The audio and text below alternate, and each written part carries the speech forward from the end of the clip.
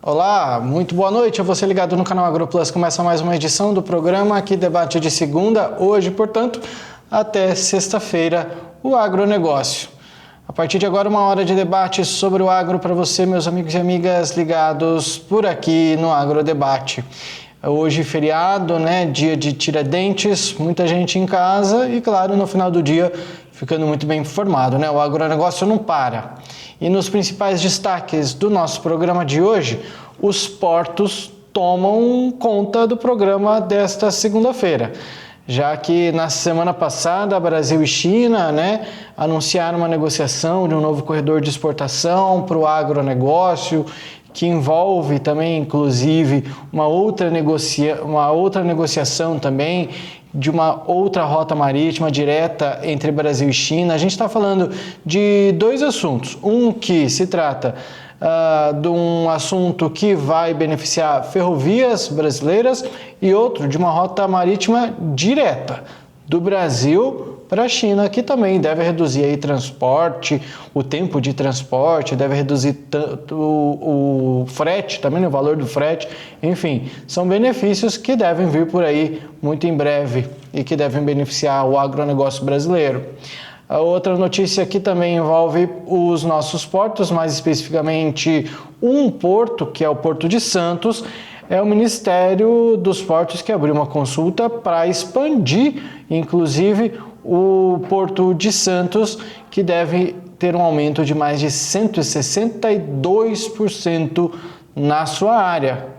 É para ser notícia boa? É ou não é? Vamos perguntar então para os nossos especialistas. Chegam comigo aqui, ele que é especialista em negócios, seu Bianco, e ela que é especialista em agronegócio, Daiane Kirneve. Seu Bianco, aumentar rotas para transporte tem malefícios ou só tem benefícios? Seja bem-vindo. Boa noite, Joção. Boa noite, doutora Daiane. Boa noite a todos que nos assistem. Aumentar, ter mais opção de rotas, estradas, ferrovias, hidrovias, sempre será uma ótima oportunidade e só benefícios para todos. Daiane, na semana passada, boa parte das nossas conversas, dos nossos debates, foi de altos custos para o agronegócio, como que o agronegócio vai conseguir se manter. Será que diminuindo o tempo de frete, o valor de frete, dá um alívio no bolso dessa conta do agronegócio? Não dá, mas pelo menos vai tentar dar uma equilibrada, porque do jeito que está não está compensando. Seja bem-vinda. Boa noite, Jação. Boa noite, Bianco. Muito boa noite você, telespectador. Boa pergunta, Jação. Mas o frete, assim, ele não é o fator que mais pesa, mas toda ajuda sempre é bem-vinda. Toda ajuda sempre é bem-vinda, né? Falou pouco, mas falou bonito. Vamos destrinchar esse debate, o programa de hoje só está começando. E aí, vamos debater o agronegócio?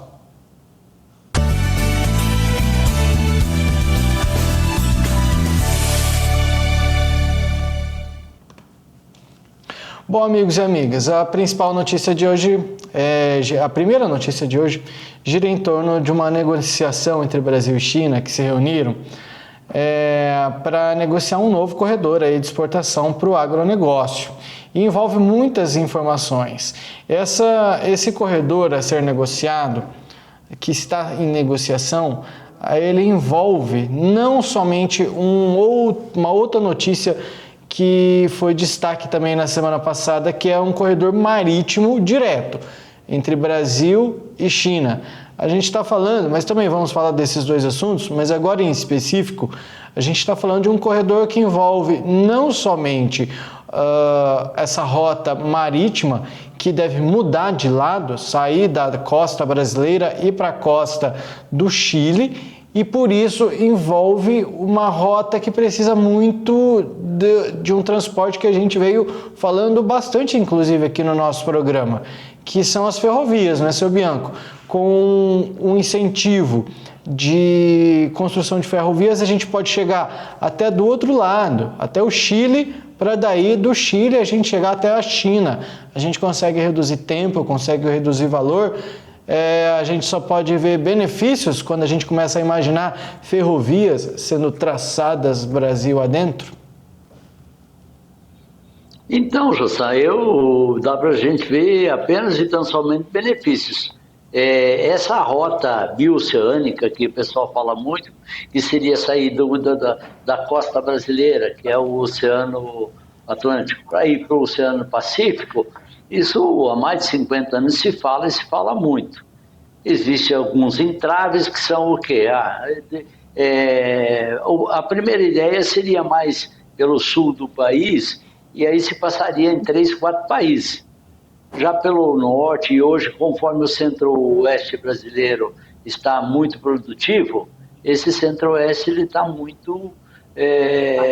tem muita produção, então os chineses olham isso com bons olhos. E essa produção daqui poderia ser levada tanto para o porto do norte do Chile, como para o porto ali, tem um porto no Peru também que seria viável. O grande problema é que ou de custo disso, é que tem que atravessar os Andes aí, né? Esse que seria o grande problema, ou o custo maior. Daiane, para o agronegócio, as ferrovias nós já discutimos bastante por aqui. Elas são uma boa alternativa para transporte. Você mesmo já defendeu bastante por aqui. Até o transporte rodoviário não vai deixar de existir, mas com o transporte ferroviário a gente tem mais alternativas que por muitas vezes podem se tornar mais baratas para o agronegócio de uma maneira geral. Sim, Jossa, a gente tem que pensar no macro, né? A nossa produção ela tem aumentado todo ano, então a gente precisa de meios alternativos para escoar essa safra, que eu acredito que cada ano vai ficar maior, inclusive, né? E a gente precisa desses corredores necessários para levar a produção. Então, quando a gente fala dessas conexões, né? Esses corredores bioceânicos que eles querem criar para diminuir o tempo e também para ficar mais barato, né? Para ficar com custo menor. Dessa forma, fica muito mais fácil e acessível esses produtos até esses destinatários, esses mercados, né? Que eles estão necessitando desse produto. E quem sabe, né? Com fretes mais baratos, um produto, uma commodity mais cara. Quem sabe, né? E a gente fala que de redução de custos, o frete ele é um fator que influencia diretamente no preço das commodities também. Porque, por exemplo, se você vende em determinada região que é próximo ao porto, esse valor já está mais alto, justamente porque ele não tem um valor tão alto do frete. Em compensação, nós aqui no norte do Mato Grosso, temos um deslocamento grande, então isso também é descontado desse valor final do produto. E quando a gente fala em rodovias, ferrovias e até canais aquaviários, né, que nós comentamos aqui, tão necessários para essa escoação, porque nunca vai acabar o transporte rodoviário, Jossan. Não é porque vai vir uma linha de trem que ele vai ser suficiente para levar toda a produção, para fazer os transportes. Não vai ser suficiente. A gente tem que pensar no progresso e na evolução que nós estamos crescendo, tanto populacionalmente quanto em produção. E hoje, a gente escoar uma safra toda só por uma rodovia, como a gente já faz pelo 63, né? Já é inviável. Imagine daqui a uns anos, com a produção aumentando a cada ano, com a produtividade aumentando e com outras culturas sendo implantadas aqui no Brasil. É muito mais que necessário. Isso é olhar para frente e planejar um futuro que seja viável economicamente e também, né, para toda a sociedade se beneficiar disso, porque se a gente tem uma ferrovia, a gente tem uma diminuição de caminhões consideráveis também, com certeza, mas daqui a pouco vai precisar de tudo isso, a rodovia, a ferrovia e também, a gente já falou aqui dos meios por rios, né, os transportes por rios que serão muito necessários. Então, a gente só vê vantagens nesse tipo de conexão. A notícia ela gira em torno de uma visita que aconteceu por integrantes do governo da República Popular da China que estiveram em Brasília e se reuniram com membros do governo brasileiro para conhecer projetos de infraestrutura brasileiros. A delegação discutiu sobre essa construção desse corredor bioceânico, que é uma saída alternativa pelo Oceano Pacífico, facilitando o acesso do Brasil e de outros países da América Latina aos mercados asiáticos. Bom, outra importante característica desse corredor é a conexão, portanto, com as ferrovias, né? A Ferrovia Norte-Sul, integrando as áreas produtoras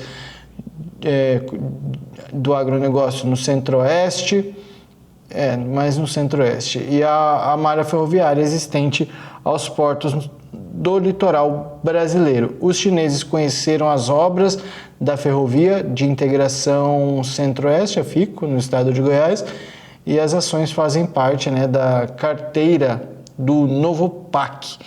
Seu Bianco, além disso, a gente viu também durante essa semana uma outra informação de uma rota marítima direta entre Brasil e China.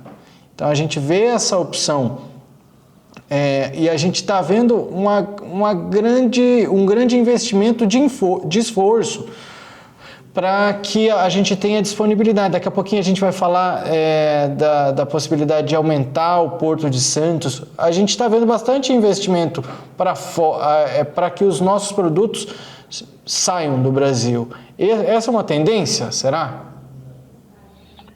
Jossá, isso tudo é graças à eficiência do produtor brasileiro. Estamos produzindo mais e mais e isso depende de você escoar essa produção. Então, graças à competência, à qualificação do produtor brasileiro, nós estamos tendo muito mais produtos e, consequentemente, podemos exportar mais. O que deixa a gente assim até um pouco fora de órbita é que é preciso virem os chineses de lá mostrar para nós que nós precisamos aplicar em ferrovia? Será que nós não temos o dinheiro? Será que precisamos do dinheiro dos chineses para se fazer isso? A doutora Daiane falou que daí vai ficar o produto, vamos dizer, quando tem um frete mais barato, o produtor pode ganhar um pouquinho mais e também o consumidor um pouco mais, porque quando você fala num determinado frete que é caro, existe o quê? Um desperdício de dinheiro nesse meio. Então, quando você consegue economizar um pouco, que é o objetivo principal do chinês, vir aqui, de repente ajudar a bancar uma ferrovia, fazer com que isso custe menos de frete, eles pedagiar, vamos colocar essa palavra, nessa ferrovia, eles ganham dinheiro no frete, eles têm a sustentabilidade para eles, a garantia que o produto vai chegar para eles, irá chegar esse produto um pouco mais barato. E para eles, vamos dizer assim, eles estão pensando 10, 20, 30, 50 anos na frente para que se faça isso. No Brasil já se conversou muito, já se falou, há anos e anos atrás se falava nessa ferrovia ou nesse encurtamento da bioceânica, de ter o transporte, interligar um oceano com o outro. Hoje, o pessoal, em virtude da grande produtividade que se tem no Centro-Oeste, hoje se pensa muito, e os chineses estão pensando, conforme a notícia que tu deu aí, de se fazer isso, sair, vamos dizer, de Ilhéus e parar lá no Peru. Por que essa ferrovia seria muito importante? Primeiro, talvez a liberação vai se passar nisso só num país, só no Peru, além do Brasil, só no Peru, ao invés das outras que se passavam em 3, 4 países. Talvez complica muito se passar em 3, 4 países, legislação de cada um, não é muito fácil. Mas acreditamos que com essa ferrovia que vai ligar, principalmente no Centro-Oeste, a cidade de Lucas do Rio Verde, se possa fazer essa transição de um Atlântico para outro e encurtar essa viagem até a China. E isso vai ser benéfico tanto para o produtor como para o consumidor. Daiane. É muito importante isso que o Bianco falou sobre essa viabilidade, né? E para que chegue ao consumidor final, principalmente, né? Porque aqui a gente não está falando só em caminhos que vão beneficiar as exportações, mas também o transporte interno, né, nacional do Brasil, porque a nossa produção brasileira ela é distribuída por inúmeras indústrias que utilizam nosso produto. Inclusive, Jossan, até um dado aqui para trazer, a nossa soja e o milho, muitas vezes é utilizado até em shampoo, condicionador. O amido do milho é usado em condicionadores. O nosso milho também é utilizado em vários produtos, né? Na alimentação, a soja também, inclusive até em salgadinhos que a gente já conhece, né? E outras bolachas, outros produtos que a gente consome tanto. E a gente vê que esses transportes, eles vão também baratear esses alimentos no supermercado. Então, quando a gente pensa assim em progresso, eu acredito que tenha muita relação com o transporte e com as possibilidades maiores de transportes, né? A gente sempre vê que os países que são mais desenvolvidos, eles utilizam todos os meios possíveis de transportes e não ficam só ligados a um. Seu Bianco pediu a palavra? Só para informar, quem assistiu o programa de ontem, você falou que me deu um pacotinho de milho lá com coisa, mas eu não achei mais o pacotinho, ele sumiu. Eu levei para casa. Eu acho que, doutor, ele só me conversou, ele pegou o milho e levou para ele. Ele me deu, mas não me deu. Eu falei que era emprestado. Eu falei, experimenta esse milho aqui, ó. Você já comeu? Aí você que achou que era para você. Entendi mal, é? Olha, Jossan, não querendo ser causadora de discórdia, mas você falou assim, trouxe esse milho para você. Aí eu também entendi que era para esse. Não, eu não falei. Tá bom. Não foi assim. Não coloquem palavras na minha boca. Não foi assim que aconteceu. Mas também, quer saber? Terminando, aliás, depois eu vou lá e eu vou comprar um outro para você, para não ter briga, um inteirinho. E aí, isso inclusive é válido para o nosso debate, porque quem não assistiu na semana passada, esse programa que mostrou, a gente falou sobre o milho, eu mencionei, né, para o seu Bianco, eu falei, um milho que numa caixinha, a Daiane conhece, né, é um milho seco, torrado, e aí temperado, com sabor de mostarda e mel, e que é uma delícia você comer ele como um petisco. E daí a gente foi olhar na embalagem, da onde que vem, é um produto espanhol, sendo que a gente tem milho, a torta e a direita, né?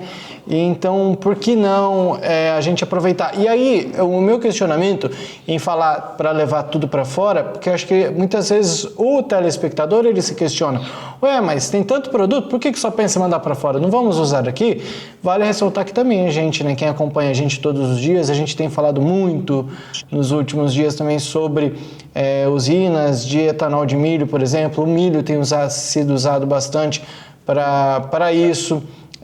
Inclusive os Estados Unidos, né, seu Bianco? Como é aquela informação? Os Estados Unidos reduziram um pouquinho a área plantada de soja para aumentar de milho, não é isso?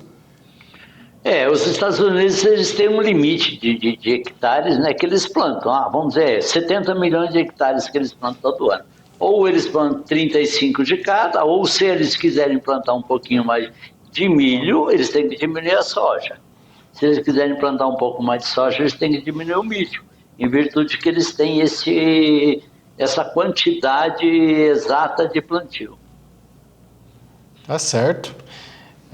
Então a gente está de olho nessas informações, né, nessas rotas. Daiane, para finalizar, essa rota que já foi firmada, né, marítima direta entre Brasil e China, que a gente até ficou em dúvida, né? Estávamos questionando antes de começar o programa se são, enfim, mas a gente imagina que deve reduzir o tempo de transporte para 30 dias, né? O transporte que levaria entre 35 e 45 dias deve levar 30 dias, graças a uma negociação, né? Que envolve inclusive portos de Salvador, do Amapá, que passa a integrar aí essa primeira rota marítima direta entre Brasil e China.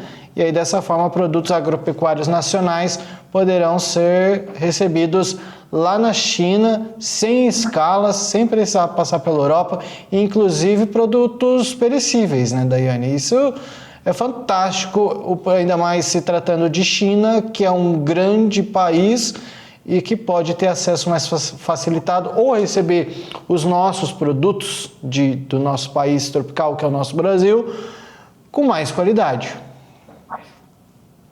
Quando você falou, Jossa, sobre os produtos perecíveis, a gente pensa nas frutas, né? O nosso hortifruti, ele é riquíssimo, né?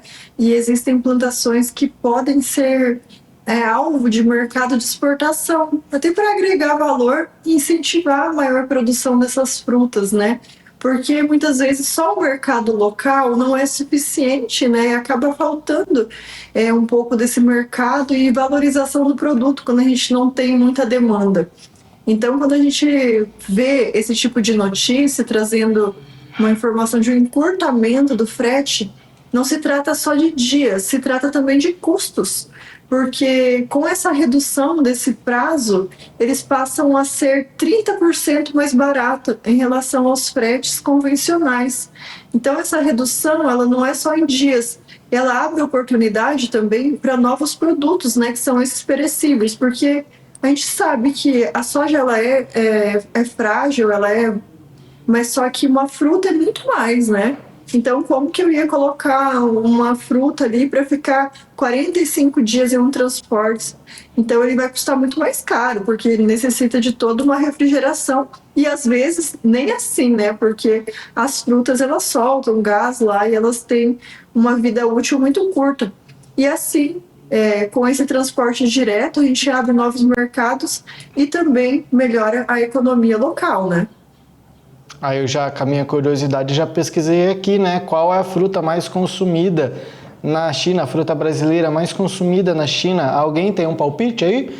Se tiver, pode falar. Tem 3 frutas aqui, a mais consumida é... Banana. Vai arriscar. Melão. Melão! A Daiane acertou. O melão é a fruta brasileira mais consumida na China. Desde 2020, depois de um acordo. Eu já tinha estudado sobre isso uma vez, por isso que eu sabia já. Bom, além do melão, parabéns, vai ganhar uma estrelinha. Além do melão, tem uva, abacate, que também são aí que estão, né, entre os produtos. Deixa eu ver aqui a uva. Em novembro de 2024, a China autorizou a importação de uva brasileira. Deixa eu ver rapidinho, seu Bianco. E abacate estão em processo de negociação para obtenção de autorização. Vai lá, seu Bianco.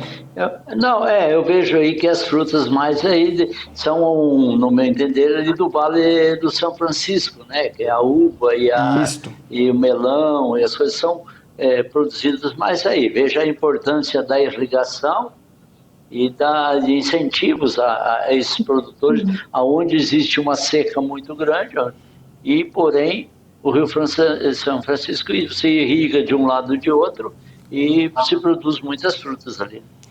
E eu quis fazer essa pesquisa justamente porque a Daiane estava falando, né, do tempo, né, de levar de um lugar até outro, então o tempo de oxidação, o tempo de...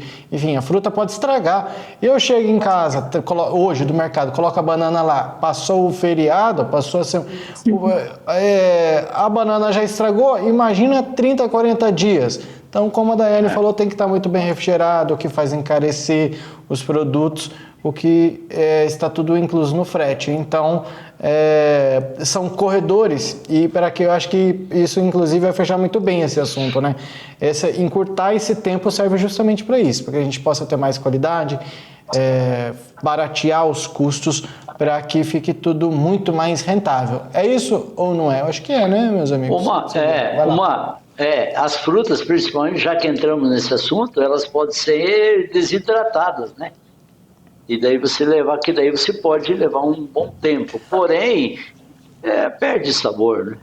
Mas vamos deixar eles consumir, pô. Não vamos ser egoístas de ficar só com a banana in natura, com todas as nossas frutas. Eu acho que, inclusive, é um potencial, hein? O mundo vai apreciar muito.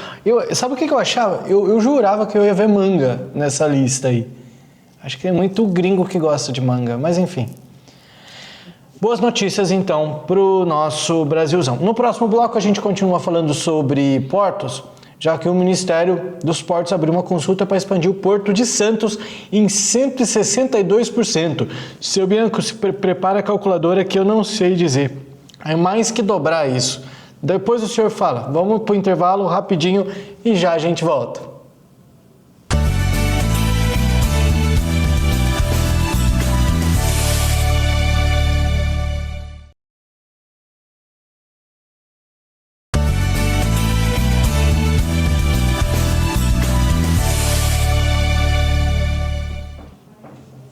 O Agrodebate desta segunda-feira, feriado de Tiradentes, está de volta. Obrigado pela sua companhia.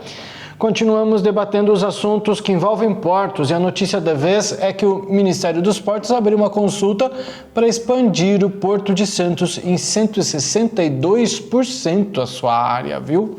Bom, para debater esse assunto, eu já convido os nossos comentaristas, ele que é especialista em negócios, seu Bianco, e ela que é especialista em agronegócios, Daiane Kirnev. Bom, meus amigos, o Ministério dos Portos e Aeroportos iniciou uma consulta pública para revisar a área do Porto Organizado de Santos no estado de São Paulo. Bom, ele deve se tornar o futuro maior porto da América Latina. A proposta está em análise e prevê a expansão da poligonal do Porto de Santos com a incorporação de 12,6 milhões de metros quadrados distribuídos por 4 municípios. Essa proposta foi apresentada no final de 2024 e a ampliação representa um aumento de mais de 162% na sua área atual. 162% é mais do que dobrar, seu Bianco.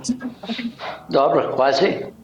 Vai dar quase 200%, né? Vai virar quase 3 vezes a quantidade de coisa. Esse porto aí, agora eles estão fazendo a consulta, porque isso são 4, 5 municípios, né? Pega ali Santos, Guarujá, não sei se Mongaguá, Peruíbe, mas a Baixada Sul, Cubatão, né? Tá perto ali. Quase todos os municípios ali da Baixada Santista. Então, cada um tem suas peculiaridades, cada município vai dar sua palavra, porém não tem como não concordar com isso, né? Só que, de repente, vai aparecer algumas ONGs lá que vão dizer que é ruim, que vai matar o peixe, que não sei o quê. Eles inventam lá umas coisas. Mas é o futuro e isso é muito bom para o agro, muito bom para todos. Você falou que ele vai se tornar o maior porto da América Latina. Ele só perde hoje para um do Canadá, porque lá se transporta muito a quantidade de containers. Porém, se fosse em toneladas, Santos já é o maior da América Latina. Mas que espetáculo, que bom que a população, que os administradores desses municípios ou do estado de São Paulo estão nesse pensamento e isso vai nos beneficiar. Tem que ver que não é só ampliar o porto aí, tem como que chega pelas rodovias, como que Santos, de São Paulo para Santos, a Serra de Santos ali é muito complexa, você tem que muitos viadutos, um custo altíssimo, porque se você ampliar só os portos e daí você deixar a fila do caminhão ficar aqui em São Paulo, também não vai ajudar, né? Vou corrigir aqui, o senhor falou e eu fui pesquisar e eu li errado. O futuro do maior porto da América Latina. Tá certo, o senhor tá certo. Hoje o programa tá engraçado, hein, Daiane? Eu errando por aqui, seu Bianco trazendo umas notícias do peixe morrer ali no porto. E aí? Sabia que vinha uma provocação, né? Já são, mas brincadeiras à parte, claro que a gente sabe que tem as ONGs que vão ser contra, com certeza sempre tem, né? Alguém para tentar barrar a nossa evolução e nosso crescimento econômico. Afinal de contas, é muito mais fácil você segurar alguém que não se desenvolve, né? Do que alguém que já está desenvolvido. E a intenção, muitas vezes, ela vem, né? Mas vamos falar do porto e da ampliação. Mas vamos falar de porto e de ampliação, que é algo que faz muita conexão com outros assuntos, né? Na verdade, aqui no Agrodebate, todo assunto que a gente traz, a gente vai rememorando outros, né, e trazendo. Nós operamos esse ano no Porto de Santos com capacidade de 100%. E existe uma demanda de aumentar essa capacidade, porque a demanda chinesa pelo nosso produto aumentou por causa dos tarifaços, por causa da disponibilidade e por causa do preço da nossa commodity brasileira, que estava abaixo de outros países. E o que aconteceu? Mesmo que quiséssemos exportar mais, não tínhamos condições portuárias para exportar. E isso abriu os olhos, né, do Ministério Portuário e também, né, da economia, que se faz necessário, porque se já operávamos em 100%, então já pensando num aumento de produtividade, um aumento de exportação, é necessário esse aumento, né?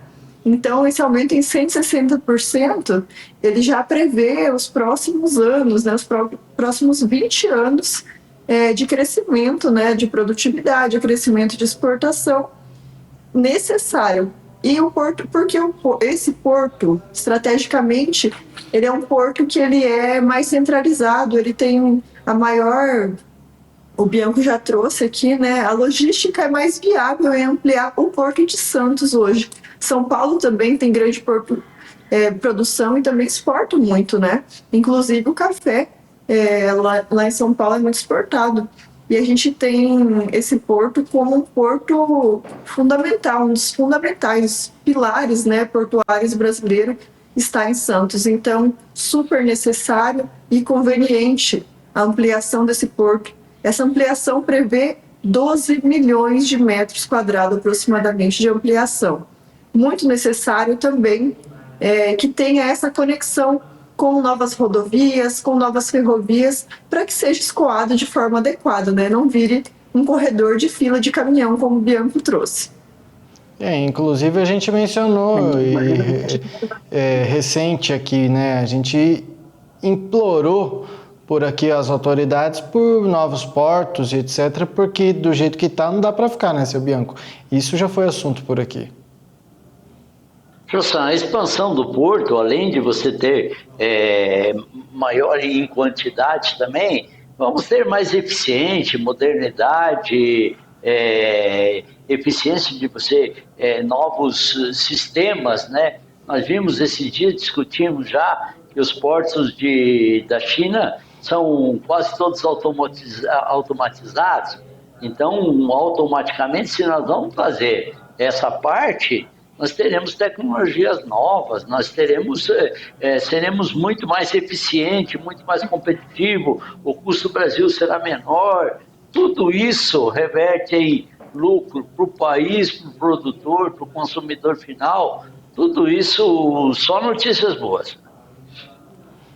Muito bem. Finalmente o que a gente queria tanto, a gente tem visto aí então, portanto, esses anúncios, né, de investimentos nessas áreas de escoamento da produção rural. Esperamos agora, portanto, que sejam aplicadas e que a gente veja desenvolvimento atrás de desenvolvimento.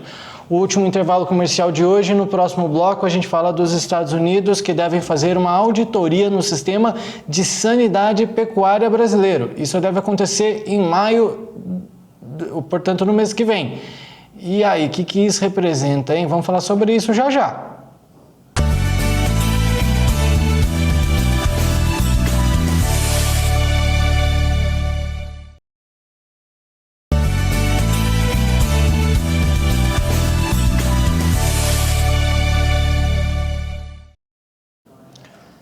Agrodebate desta segunda-feira, feriadão, está de volta. Obrigado a você que continua conosco.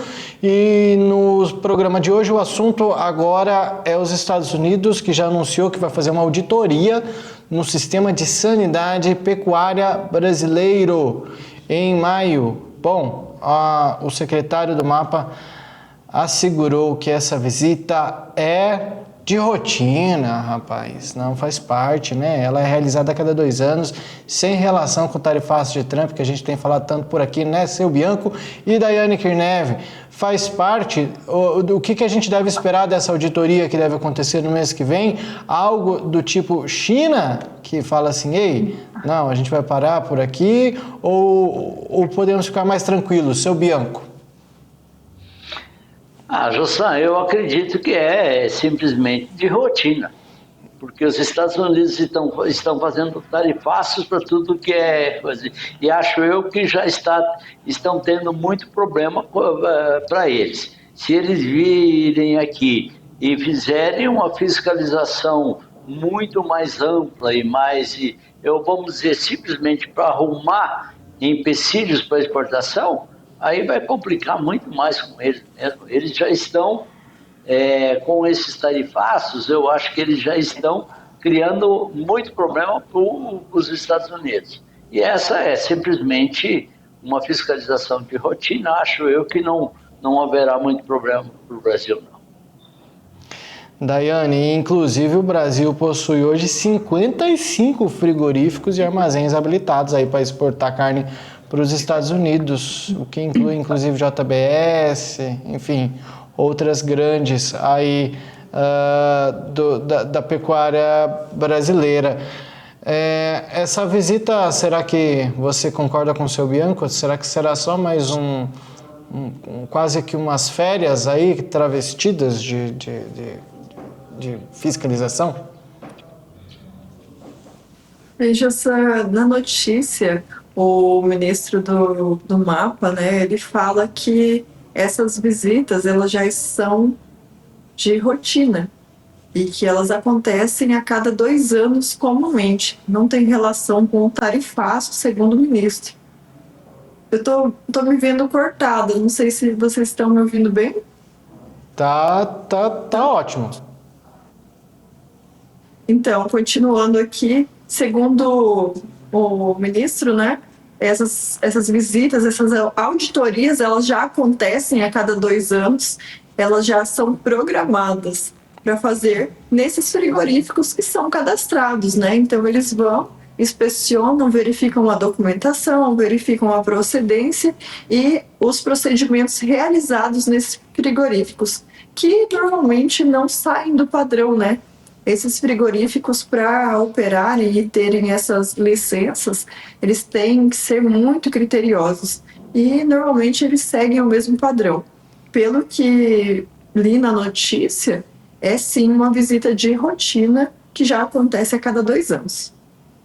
Seu Bianco, o que a gente pode tirar disso é que, bem provável que não encontrarão defeitos, não encontrarão problemas, não somente para não gerar um problema com o Brasil, mas sim atestando, de fato atestando que a qualidade e a procedência da carne brasileira é impecável. Eu acho que essas visitas ou essas fiscalização devem existir. Cada vez mais nós temos que preservar nossa qualidade e que venham e que fiscalizem. Nós temos que ter qualidade quando nós vamos vender nossos produtos. O que eu estou até gostando do governo brasileiro é que o ministro Fávaro, eu li uma notícia dele que ele está em conversações com a China, dizendo que o Brasil pode substituir a carne que a China importava dos Estados Unidos, se colocando à disposição. E dizendo que nós temos exatamente essa sanidade, que temos essa qualidade e tudo. Então, isso faz com que abra-se novos mercados. Pode ser que a gente perca um pouco de mercado com os Estados Unidos em virtude do tarifaço e não por causa dessa fiscalização, mas também abriremos mercado para outros países e principalmente para a China. O senhor acha ainda que os Estados Unidos ele é um termômetro assim para outros países? Algum outro país viu que os Estados Unidos abriu mercado com o Brasil. Opa, então eu posso confiar? Os Estados Unidos acaba sendo um termômetro nesse sentido, na sua opinião? Exatamente. O mercado, Jossan, o mercado de alguns produtos, ele é igual o dinheiro. O dinheiro não some, o dinheiro muda de mão. O mercado aí, bom, eu não vou poder vender para os Estados Unidos. Os Estados Unidos não querem mais minha carne, ou aumentou minha carne, o consumo lá nos Estados Unidos vai ser menor, então vai sobrar 1.000 quilos de carne por dia. E o que é que eu vou fazer com essa carne? Vamos vender para um outro, para quem esteja com disposição de nos comprar. Algum país também começa, como os Estados Unidos taxaram outros países, vamos citar lá a própria Espanha, né? Taxou a Espanha vai dizer, bom, eu também não vou comprar de vocês a carne que eu comprava de vocês, Estados Unidos. Compete ao governo brasileiro se colocar à disposição, como o ministro fez aí contigo, e dizer, olha, eu tenho carne para vender, quem quiser comprar minha carne. É até, inclusive, mais barato que os Estados Unidos. E sem taxação, sem nada. Então, acredito eu que seja bem o que vai acontecer no mercado mundial. Daiane. Jossa, inclusive, a gente comentou aqui sobre a taxação, né? Não é o assunto, mas houve até um aumento por parte de alguns produtos, né? O Trump taxou e chegou em 245 algumas demandas. Então, nós somos um mercado muito promissores atualmente nesse tipo de venda, né? Porque os Estados Unidos estão fechando com a China, né? Hoje em dia eles estão com uma relação que ficou inviável, né? Então, nós somos o fornecedor principal depois dos Estados Unidos, querendo ou não. Então, essas relações são muito necessárias. E muito bom que o ministro está tomando partido em oferecer produtos, né, de qualidade, que são os produtos brasileiros, para esses novos mercados. O Bianco pediu a palavra. Não. É só porque eu andei lendo esses dias que onde é que se viu não. Os Estados Unidos, país capitalista, querendo fechar seu mercado.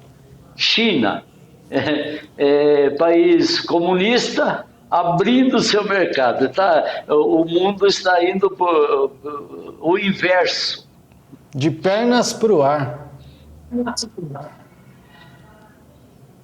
Bom, a título de informação, para eu continuar por aqui, os Estados Unidos, eles foram o segundo principal destino das exportações brasileiras de carne bovina, viu? No ano passado foram 229 mil toneladas, em faturamento de 1 bilhão 350 milhões de dólares. E atualmente, olha do que a gente é capaz. O Brasil pode exportar 65 mil toneladas de carne bovina para os Estados Unidos isentas de imposto, conforme cota estabelecida entre os países, que tem muito a ver essas negociações que vocês estavam falando aí, né? Os volumes fora desse montante aí dos 65 mil toneladas são sujeitos a impostos de 36,4%, considerando a tarifa adicional agora aplicada pelos Estados Unidos, que é de 10% para os produtos importados do Brasil. Isso significa, seu Bianco, que a gente paga 46% daí, então, de taxa. E essa taxa, ela fica onde, hein? Essa taxa quem recebe é o governo dos Estados Unidos.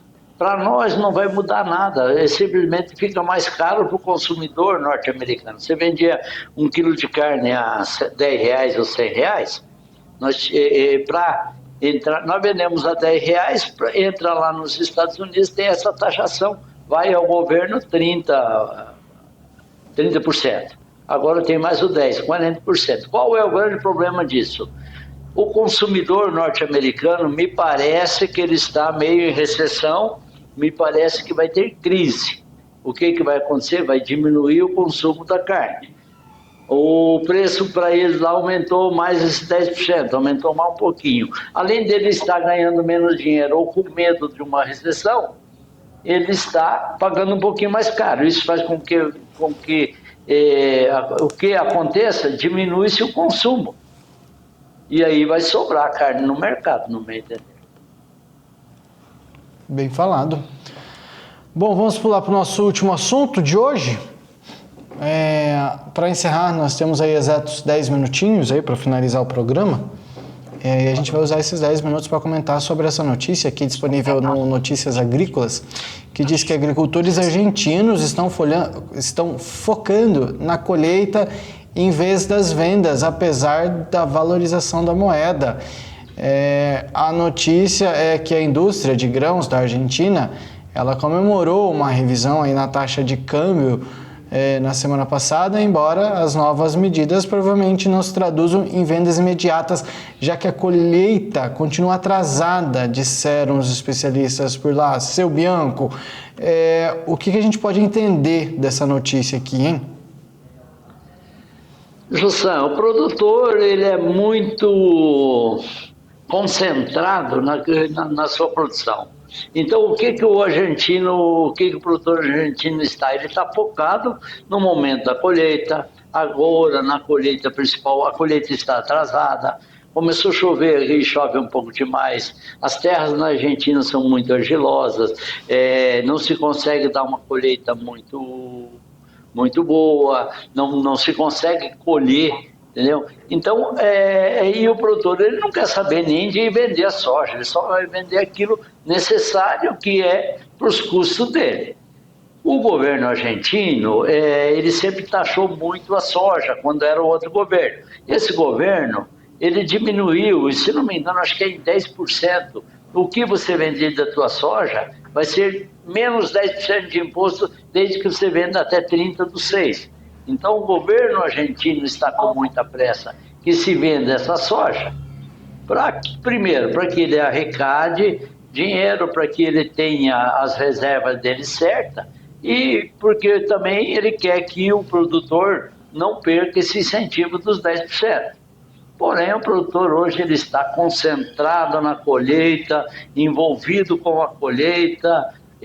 Não é nada anormal do que aquilo que o produtor gosta de fazer e sabe fazer, que é a concentração no trabalho dele e na atividade dele. Os produtores, portanto, focados mais na colheita e não na taxa de câmbio, e a suspensão de alguns controles aí, inclusive, como diz a notícia aqui, o Banco Central da Argentina afrouxou os controles cambiais, uma medida muito aguardada, associada a bilhões de dólares a serem desembolsados por bancos de desenvolvimento, incluindo o Fundo Monetário Internacional. Essa suspensão dos controles também visa acelerar as vendas agrícolas, que é uma importante fonte aí de dinheiro exterior, né? Bom, as vendas, né, elas ainda devem permanecer lentas, ou com o passar, o mercado ele fica um pouco parado também, né, com esses feriados, por exemplo, aí a gente está vendo feriado, hoje é o último dia de feriado, e amanhã, portanto, terça-feira, será que as coisas começam a se normalizar, ou o produtor ainda vai estar focado aí dentro da lavoura? Acho que não sei se a Daiane pode me responder essa pergunta?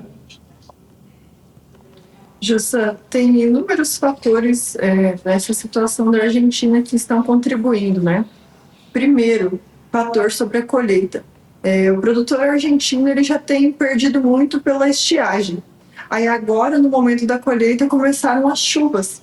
Aí o que acontece? Você deixar de colher para ficar cuidando de outras funções, muitas vezes significa você perder muito mais do que a própria valorização cambial.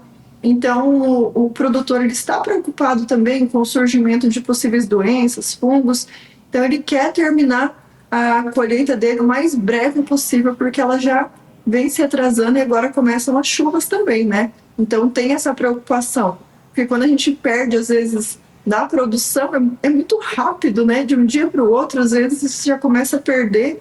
Então, ele precisa focar realmente na colheita.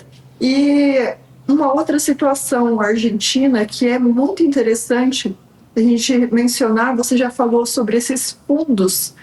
O FMI injetou bilhões de reais na Argentina depois de um planejamento que o presidente fez de gastos públicos que são menores do que a arrecadação, que é o que a gente sempre fala aqui no Brasil, né? O Brasil está gastando demais, está gastando mais do que arrecadou. E o presidente argentino, ele fez justamente ao contrário. Ele fez um planejamento para que se gaste menos do que ganha. E tudo isso teve até uma repercussão que nós comentamos aqui no programa esses dias atrás, sobre algumas paralisações de portos, né? Algumas pessoas que ficaram descontentes, porque realmente foram reajustes, né? Com relação aos gastos governamentais, mas esses reajustes foram muito bem vistos, inclusive internacionalmente. Isso tem feito com que a Argentina crescesse e trouxesse até investimentos para dentro dela. Isso faz com que o câmbio dela também melhore e daqui para frente eu acredito que a Argentina tem um grande potencial de crescer. Seu Bianco. O governo argentino, Jossan, prometeu ao FMI que ele iria gastar menos e fez o dever de casa, encurtou ministérios, encurtou toda e qualquer despesa que tinha com o próprio governo. Então isso fez com que ele já tenha um superávit, moeda dele super valorizando muito, inflação bem abaixo da brasileira. Então o governo argentino está com toda a credibilidade em todos os países. Tanto a doutora falou muito bem, que o FMI emprestou o dinheiro suficiente que ele precisava. Então isso faz com que daqui a pouco o país vai bombar, vai para frente, não vai ter problema. Quanto aos produtores, um outro problema que eles não estão se vendo na negociação é que eles não sabem qual será a quebra deles em virtude da seca. Então o produtor não quer vender uma soja, aí se vai faltar soja para ele vender e não poder cumprir. Essa que é também um dos fatores que as vendas dos produtos deles ainda não estão no patamar que estavam anos anteriores. Tá certo. Acho que a gente vai já se encaminhando para finalizar o programa de hoje, portanto, com informações bastante válidas. Daiane, teria alguma informação sobre esse assunto? Se não, finalizamos. Jossan, então eu já passo a agradecer, né? Não sei se já vamos nos encaminhar para o finalmente do programa de hoje, mas eu quero agradecer muito a participação de vocês, sempre aqui conosco nesse feriado, até inclusive, né, Jossan e Bianco? E sempre bom estar aqui com você, telespectador, trazendo essas informações. E hoje um dia de notícias boas, né? Então me deixa muito mais feliz finalizar um feriado e um dia com essas notícias. Muito boa noite a vocês, tenham uma boa noite, um bom final de feriado e até mais. E tchau para minha Lavínia. Isso aí. E hoje eu vou mandar um abraço, acho que todos vocês devem conhecer, pro pessoal da Malharia Tapurá, viu? Malharia Tapurá nos assiste todos os dias, então um abraço para eles, né? Obrigado aí, agradecendo ao mesmo pé que a Daiane, aí, agradecendo a companhia desses telespectadores diários aí que estão conosco. Você também pode deixar seus comentários lá no Instagram do AgroPlus, lá nas publicações do Agrodebate, você deixa seu comentário por lá, quem sabe, né? A gente manda um abraço para você também, corre lá. Seu Bianco, obrigado por hoje. Obrigado, Jossan, obrigado, doutora Daiane, obrigado a todos que nos assistiram aí e que Deus abençoe a todos. Isso aí, valeu, gente, mais um feriado aí se encerrando. A vocês, obrigado, bom restinho de feriado para vocês, meus amigos, um abraço. E a você, meu querido e minha querida telespectadores, obrigado também por estar conosco neste resto de feriado, um bom restinho de feriado para vocês. Amanhã, terça-feira, estaremos de volta aqui no mesmo horário de sempre. Um abraço, boa noite e até amanhã.